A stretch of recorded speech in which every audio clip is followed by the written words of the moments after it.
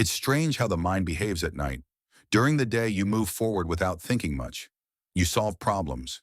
You respond to people. You distract yourself with tasks and noise. But when night comes and the world slows down, your mind suddenly becomes louder than it was all day. Thoughts you ignored return. Conversations replay. Mistakes feel heavier. Futures feel uncertain. If your mind does this at night, it does not mean you are weak. It does not mean something is wrong with you.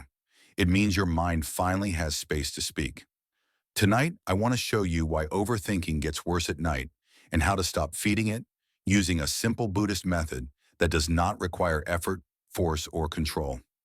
Stay with me because by the end of this video, you may experience your thoughts very differently. Overthinking does not start at night. It only becomes noticeable at night. During the day, your attention is occupied. Your senses are busy. Your mind is distracted by survival and routine. At night, those distractions fade, and what remains is awareness. Buddhist teachings explain that the mind fills silence with thoughts not to punish you, but to protect you. The mind believes it is helping you by reviewing the past and preparing for the future. The problem is not thinking. The problem begins when preparation turns into obsession.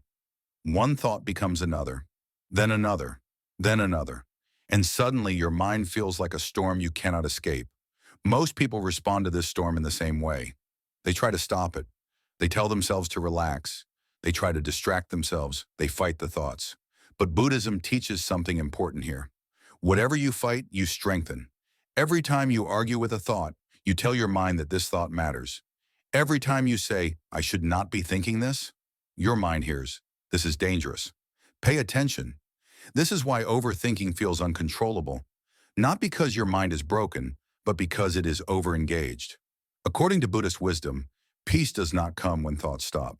Peace comes when resistance stops. This is difficult to accept because we are taught that control equals safety, but the Buddha taught the opposite. You are not your thoughts. Thoughts are events. They arise, they pass. They have no owner. Suffering begins when you identify with them.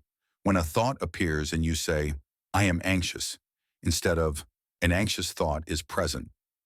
That small difference changes everything, because now you are the observer, not the prisoner. Let me slow this down. Imagine a sound outside your window. You hear it.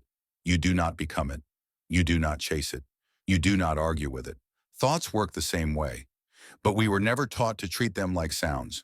We were taught to treat them like truths, and that is where overthinking begins. Now let me guide you through a method you can use tonight. This method is not about stopping thoughts. It is about changing your relationship with them. When a thought appears, do not answer it. Do not explain it. Do not fix it. Simply notice it and gently label it. Planning, fear, memory, judgment. That is all. Labeling creates distance. Distance creates calm. You are no longer inside the thought. You are watching it. Next, bring your attention to the body. The mind lives in imagined futures. The body lives here. Feel your breath moving in and out. Not controlling it, just noticing it. Feel the weight of your body resting. Feel the contact between you and the bed. This brings your awareness out of imagination and into reality. Anxiety cannot survive long in the present moment. Now comes the most important part. Allow the thought. Do not suppress it. Do not push it away. Let it come. Let it stay. Let it leave. The mind settles when it feels safe, and safety does not come from force. It comes from permission. Overthinking at night often hides deeper things, unspoken fears, unprocessed emotions, things you did not have time to feel during the day. Buddhism does not teach you to escape these things. It teaches you to observe them without drowning.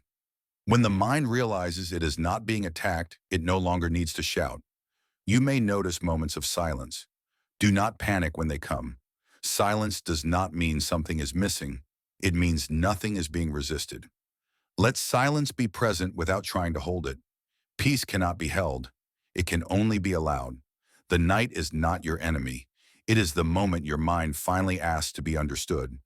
When you listen without reacting, rest follows naturally. You do not need to solve your life tonight. You do not need answers. You only need to stop turning thoughts into threats. If your mind wanders again, that is okay. Notice it. Return to the breath. Return to the body. Each return is an act of peace. If this practice feels unfamiliar, be patient. Awareness is a skill, and like all skills, it grows with gentleness. If this brought you even a little calm, sit with it tonight.